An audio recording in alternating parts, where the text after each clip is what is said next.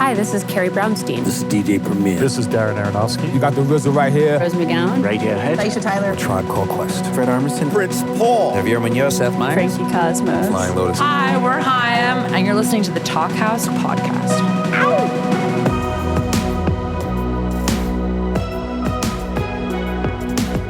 Hello and welcome to the Talkhouse Podcast. I'm Josh Modell. On this week's episode, we've got a pair of musicians who create with an air of mystery, but who have a fantastically straightforward chat here. Ethel Cain and Adam McIlwee.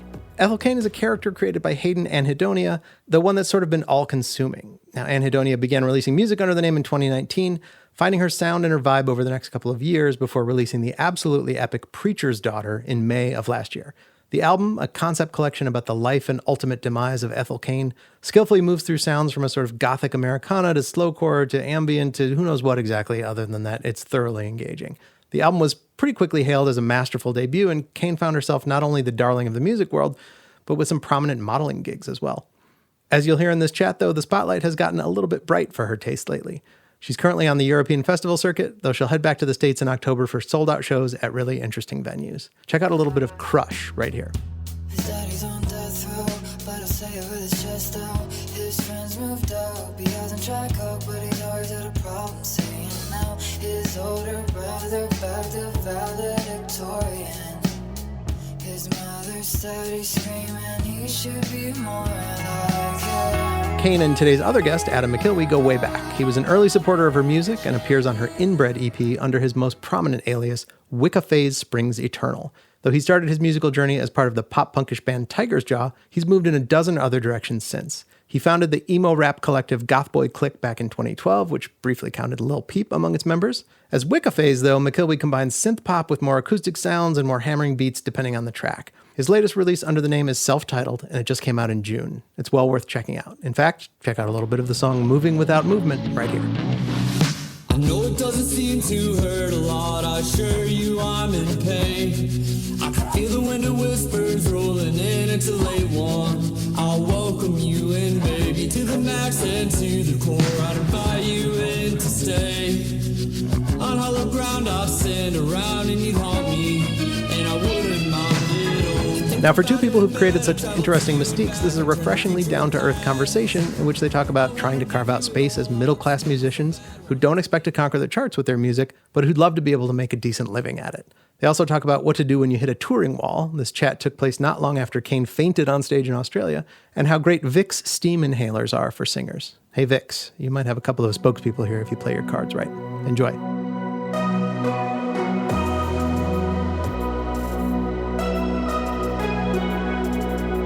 Hey, where are you?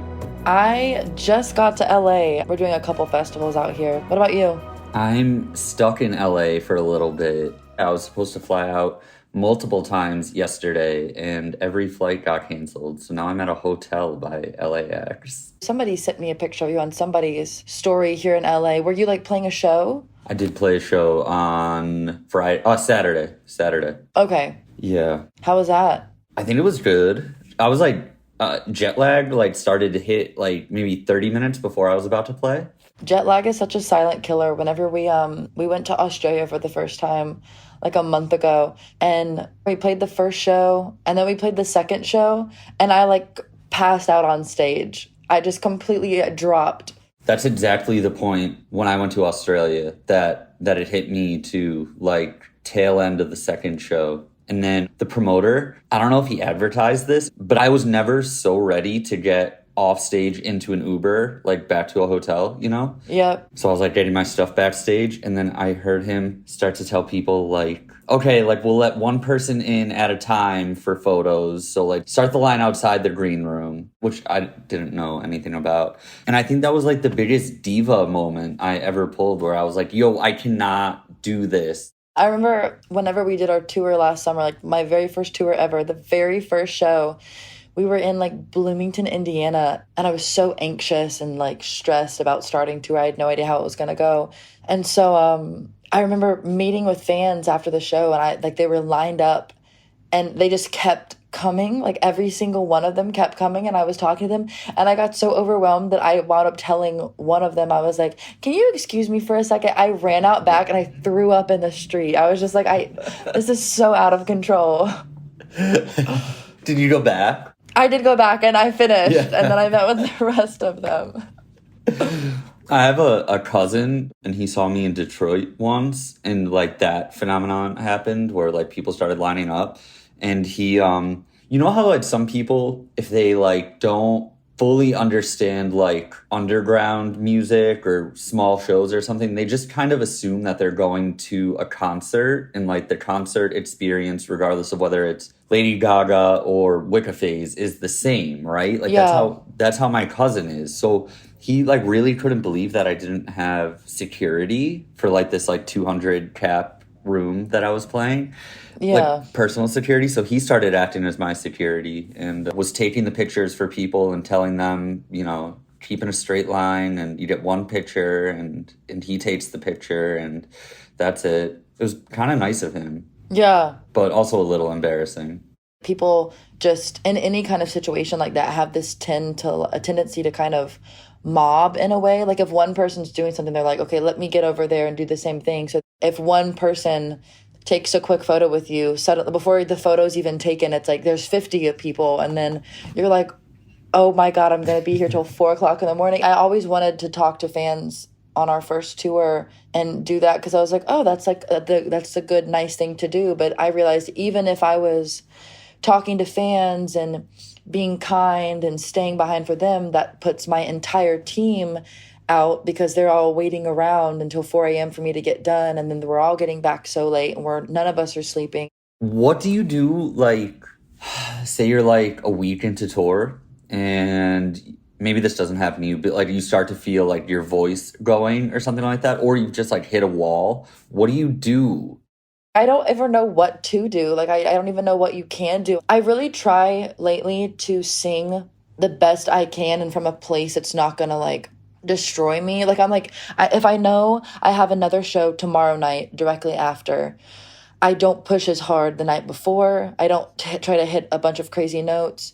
If I know it's like the last show for a week, then I'll kind of go crazy and have fun. I wrote most of my songs to be kind of in like the most comfortable part of my range, so I don't have to do anything crazy. And if there's any songs that are super difficult for me to sing, I either just don't do them on tour or I do them in a way that's very kind of restrained, so I don't blow my voice out.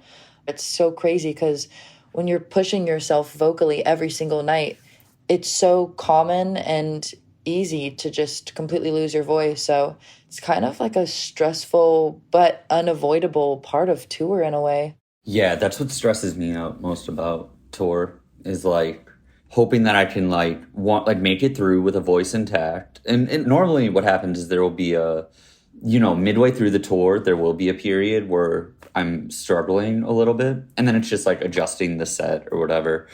And then by the end of tour, it comes back pretty fine. I just get stressed. I'm like, man, I hope no one flew to the show where I know I'm not going to have a voice, or I hope this isn't the only time someone's going to see me. There's nothing you can do. I lost my voice pretty bad for 2 days on the last tour that I did, always in Seattle. I get like sick every time I go to Seattle. I got one of those Vicks Steam Inhalers. Those are great. They're so great. How come they don't advertise more? To singers. Singers. Like, yeah. They should. They could they need to do like sponsored partnerships or something because they're so good. I remember one time I played the show in New York with my friend Chris, and it was at St. Vitus in New York, and the green room is the basement, and the basement was at the time, not to like air out St. Vitus, but like the basement was full of black mold, and we like could not breathe in the basement, and we had to get one of those like Vicks inhalers because we were in this basement for 3 nights in a row, breathing in black mold and could not breathe. It was crazy. Yeah, they should advertise towards singers and people who are forced to be in moldy basements. Did you play your festivals yet? I played one in San Diego. We leave for San Francisco in, I think, like 3 days. And then we're going to Seattle for the third one, which I love Seattle. I've never really had a problem going there, but then we're going to Europe. This is kind of like the Europe month where all those festivals are happening over there. So that'll be cool. I'm like not the biggest fan of Europe. It's always kind of a hassle getting over there. And then I'm very much a homebody in the sense that I like to know how everything works and what everything is. And I like to know the rules because I'm super neurotic. And Europe is like, I don't know the rules at all. And so I'm just super frazzled the whole time I'm over there. But it'll be cool. It'll be really fun. I'm going to get to see some friends of mine I don't usually get to see. So that'll be nice. I like that you said you like to know the rules. I like to know the rules too. Yes. I'm a big fan of safety. Yeah, I'll get into trouble at home. Like if I'm like by my house, I'll maybe be a little bit of a bad girl. But yeah, when I'm in another country, I'm like, okay, let me not get arrested on like foreign territory. Yeah. How many people are in your band performing crew? There's just 3 of us. 3, okay. I have me, my guitarist, and my drummer, and then my manager is also my tour manager. So it's just the 4 of us traveling all the time.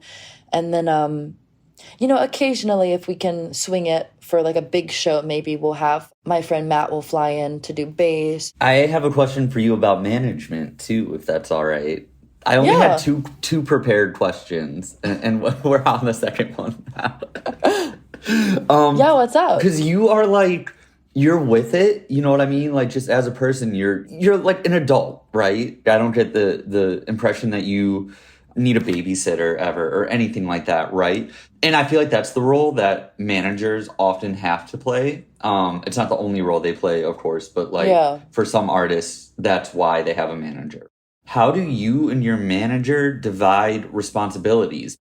I used to have to run everything myself. Like, obviously before having a manager, before having any kind of team at all, I was having to make the music, like write it, produce it, mix it, upload it to distribution services and do all the artist stuff. But then I was also having to book my shows, book my flights if the shows weren't local.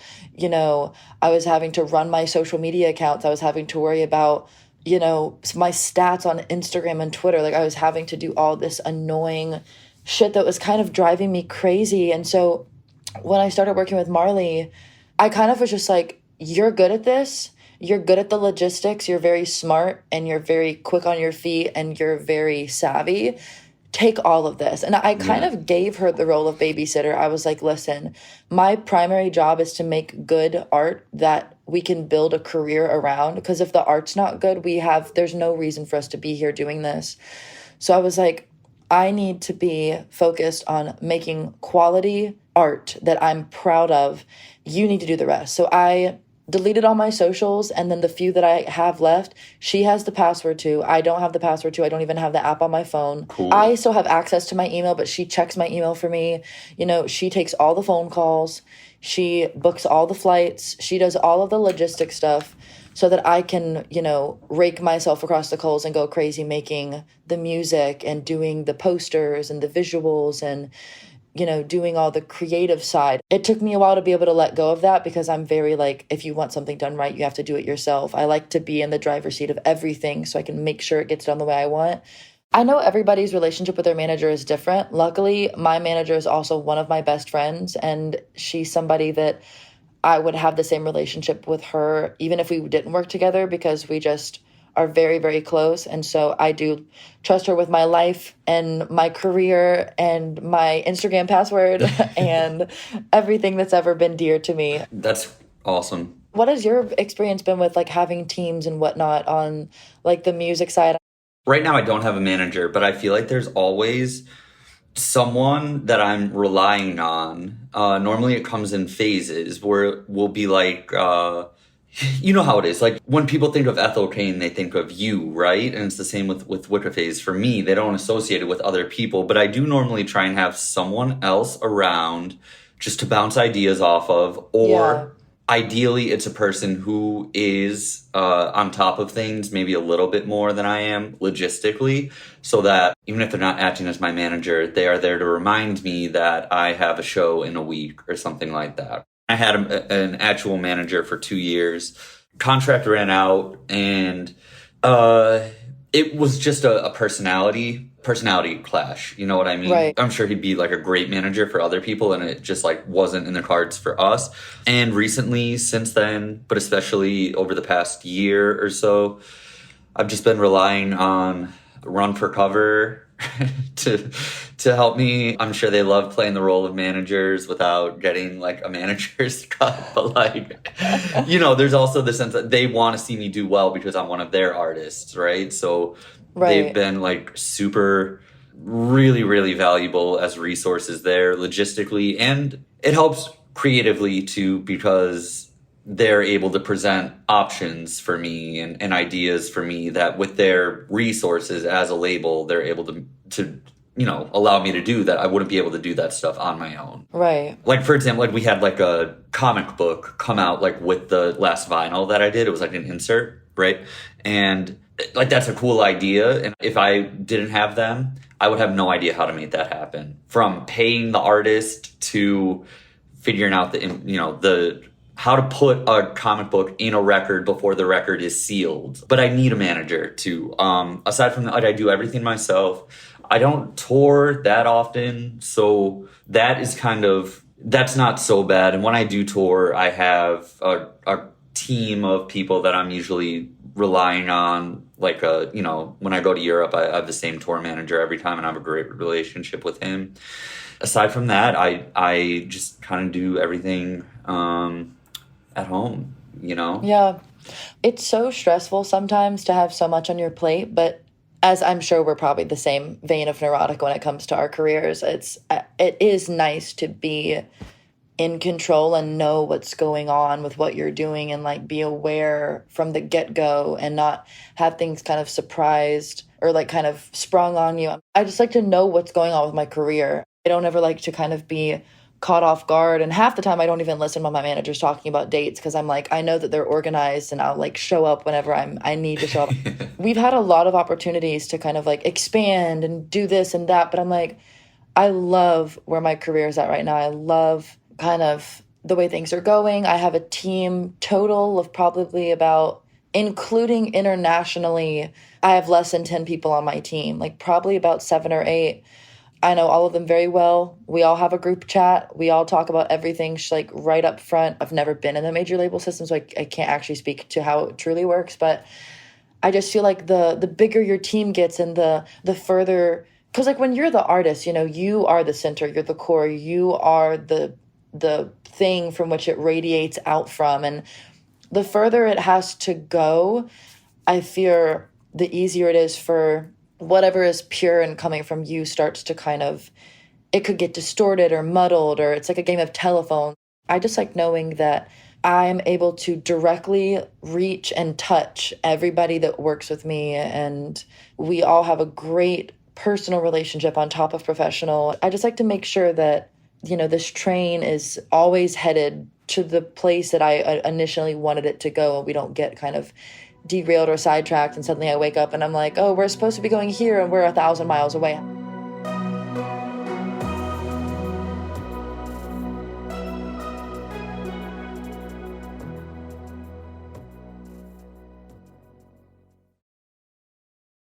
I was going to ask you how, because I always find myself asking myself this, whenever you started, you definitely had some kind of an aspiration or a goal or a thing that you saw going for yourself and, you know, maybe predictions.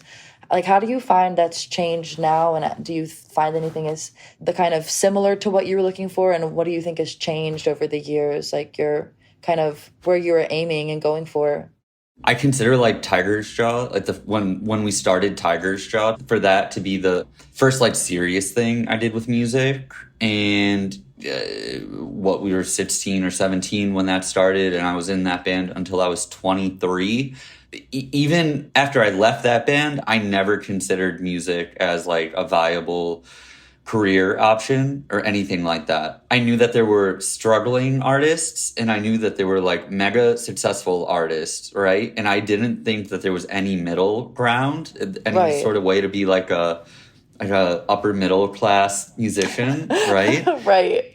And now I realize, like, oh, that is a thing. It doesn't have to be upper middle class. It can just be middle class. Or yeah, we live in the suburbs of the music industry. Right, exactly, though. It is that, right? Like we're, you know, making the same amount of money that we would at, like a fine office job, right? Right. I never understood that was a thing. And it wasn't until I had my first manager in about 2017, and he outlined, I mean, I have to thank him for this, like, immensely, but he just outlined how it was possible, you know, like, because I was still working an office job, a literal office job up until 2017. I quit in 2018.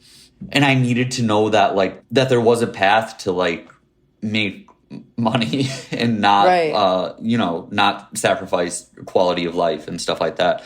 And he outlined that for me, you know, this is what you would need to bring in a month, and here's how you can do that. And so now I'm like, I don't have to worry. Now I don't worry about whether, like, I'll have a career in music or anything like that, or whether it's a viable option. Now I think about it as, like, what can I do to keep this going? How do I get another 20 years out of this and then retire when I'm 50 or something like that? Right. You know, ideally that. And I think what helps me is that I have convinced myself, this is rare for me because I don't gas myself up much, but I have convinced myself that I am the best at a very specific thing that I do, right? Like, Yep. I'm not the best singer, and I might not be, like, the best or, like, most dynamic or exciting live performer, but, you know, there's a specific brand of lyrics that I write, and I know that, like, no one else, I mean, I just have to tell myself, like, no one else can touch me when I'm doing this. And whether that's true or not, that kind of takes a lot of the pressure off. And if you can be the best at something, no one can take that away from you. And, you know, then it's just up to you to, like, make the right business moves or something like that. You know what I mean? And not spend all my money or something. I've kind of convinced myself that I'm like, as long as there is a niche demand for Ethel Cain, nobody can be a better Ethel Cain than I can. So it'll be chill. Yeah. But yeah, I think that's kind of the key. Is it's like, I've never a day in my life been like, I need to top the Billboard charts and I need to win a Grammy and I need to do all this. I think the second you start aiming for that, it's like, I feel like you're just going to be so miserable. But I've decided, like, if I can make enough money to, like, pay my rent, and, you know, I literally live in student housing right now in Pittsburgh, like, where all the college kids live. I live so cheap. I'm like, if I can put food on my table and have enough money to, like, buy myself some nice things that I want every now and then and pay my rent and, you know, fix my truck when it fucks up, like, then that's good. I won. I'm successful. And, you know, if I can do a merch drop every now and then maybe play a couple shows per year and then make enough from streaming from my music, which God knows they don't pay us enough for streaming, but, you know, all those things together. Mm-hmm. If I can sustain my quiet, comfortable little lifestyle, then there you go. The suburbs of the music industry is where I will live and die. I'm hoping and praying and fingers crossed major labels will start to die out, because real artists who create from their heart and do everything themselves, now with the internet and, you know, distribution services that are available to us, and the, you know, they make cheap interfaces, cheap microphones, you know, you can crack Ableton or Logic and record, like, you can do whatever you have to.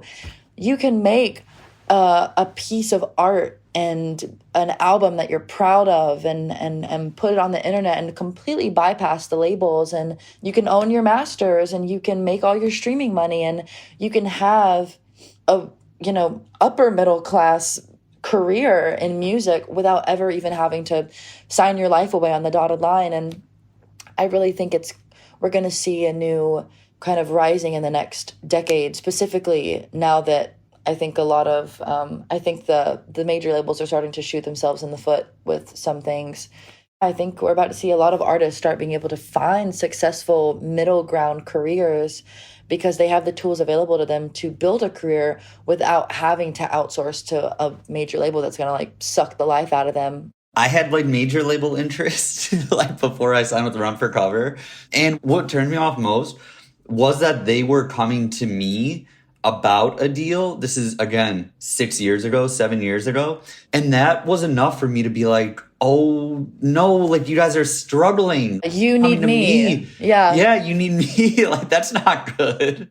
I think every artist who finds even mild success has a brush with, majors. Like, we were definitely talking to them for a minute, but, we were kind of only talking to them for desperation out of money because, a tour was very, very hard for me physically, and it still is, and it probably always will be in some capacity. I just don't have that kind of stamina or energy to tour like some artists do. And so we were talking at the very end of tour with some labels about, what is this going to look like? Like, will you give us a big advance so I can stop touring and I can just work on art and have the money? Yeah, I value nothing more than my creative freedom and whatever. And so within like a month, we were like, yeah, we're not doing that. Even if touring isn't viable, we'll find another way to make money. But I think owning your masters and having kind of that creative freedom that you would have at like a small indie label or when you're just independent is so much more valuable than a major. Because, I mean, at least for artists like us, a label could give us $10 million. But if we don't have the ability to make something as intrinsically us to the finest detail that we want it to be, then our artistry is disrupted and we're not going to find success because we're not putting out a piece of work that is genuine to us. So even with $10 million, we're not going to find success because we're creating something that's ingenuine because of creative interference from a label. So I think that kind of freedom is much more valuable in the long run than even $10 million would be. I'm sure you've come across people who want to be a musician or they want to be known as a musician or something like that and maybe segue that into acting or something like that, right? And the art aspect of it isn't really at the forefront, Yeah. Like maybe they make music and but really like what is driving it is a big management team and a big marketing budget and like some dance lessons or something. I think it's just like a whole nother like species of artists. And honestly, like, it's like, good for you if you want to be famous and music is your vehicle or whatever, but you really just want a lot of money and you want to live in LA or somewhere nice and you want to like go for it. Everybody's like life path is viable, and if you want to be a celebrity, like go for it. Like, I wish you the best, but it's just so far from the mindset that I want to have that I'm like, I wish you the best. I have no interest in having a relationship with you. I don't want to work with you. I don't want to be friends with you. We obviously would not be compatible because you want the opposite of what I want. There's been so many situations where we've had people reach out and be like, do you want to do this? Do you want to do that? It would get good press. It would be like, think about how it would go viral. This, and I'm like, you are straight up admitting to me you want to do this because it would get good press or because you think it would go viral on TikTok? Like, what the actual hell do you think I'm doing here? I'm like, this is so not. And that's kind of why I love still living in just like a random city where I want to go. Like, Pittsburgh is a big city for me, but used to be, I'm like, I live in the middle of nowhere. I don't have to interact with these people. I don't even have my socials logged into my phone. I don't see it. I don't hear it. I don't think about it. I tell Marley, I tell my manager, I'm like, you know me. Like, don't even tell me when someone DMs me because I don't care. Like, that's not the goal. I only like to work with artists who I'm creatively inspired by or who are like genuinely just my friends before anything, and who I think that we could make good music together, and I think we could make something special, or just like having fun with a friend of mine in the studio and fucking around. Like, art to me is so sacred and special, and it is literally my lifeblood, and I would never want to kind of bastardize it by doing something that isn't putting it first. Yeah, should we name names? No, just kidding. Yeah, let's name drop everybody.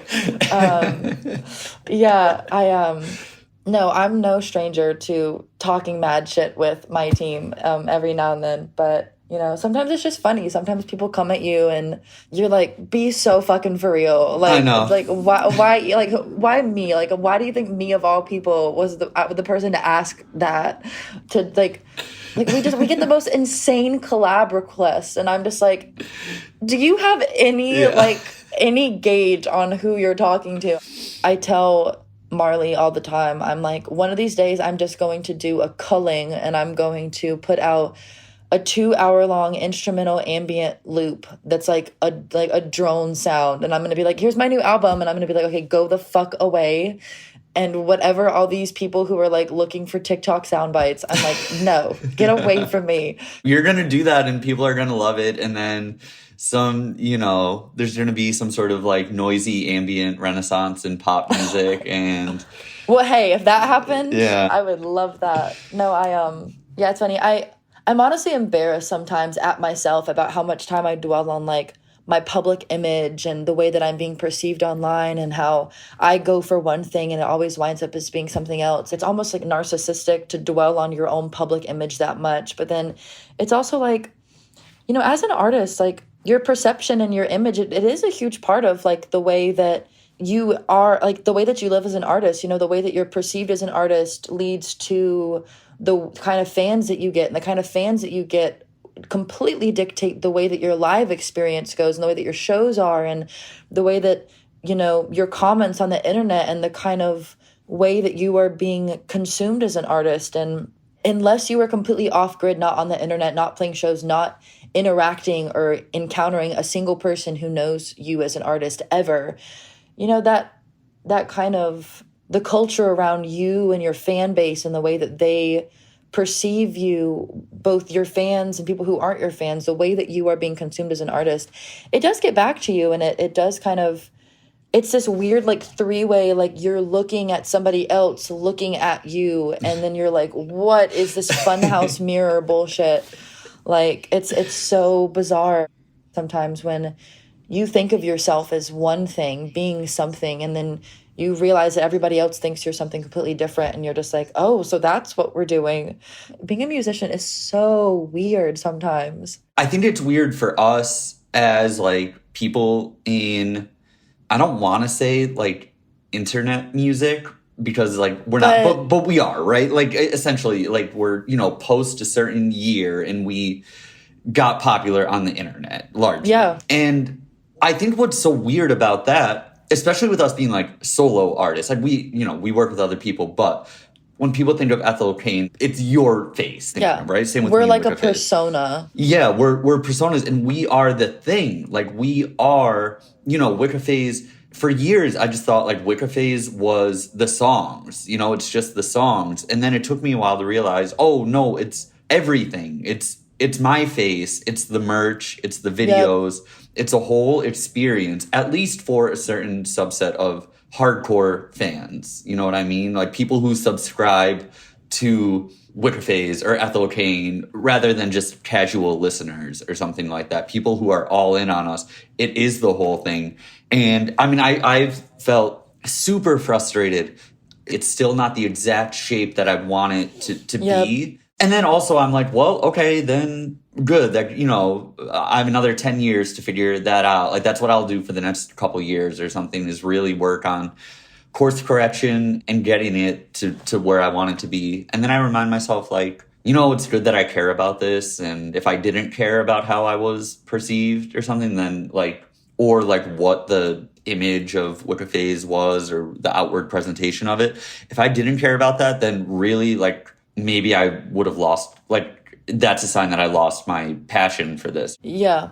No, I always say, I'm like, if I ever stop caring how people are perceiving Ethel Cain, it's because I gave up on the story. I gave up on the ethos. I get upset when people misinterpret my art. I get upset whenever they like don't get what I'm trying to say. But I get upset because I care so much about it that I'm like, like it's my whole life. It's everything I care about. And I've come to the realization that like you love a Wicca Phase that nobody else will ever know or love. And I love and am a fan of an Ethel Cain that nobody else will ever understand or love. Like, I kind of started to realize that when I was like, I would see people talk about like, you know, eras of your music, like the Preacher's Daughter era. And then they would be like, oh, 2022 was the Preacher's Daughter era was so good. And I'm like, 2018 was the Preacher's Daughter era for us. Cause you know, the era for us is when we're making it. And for everyone else, it's after it comes out. And it's just, we will always love fully authentic, different, completely different version of our artistry. And every artist is the same way. You know, every person on this planet knows a version of themselves that no one else will ever know. And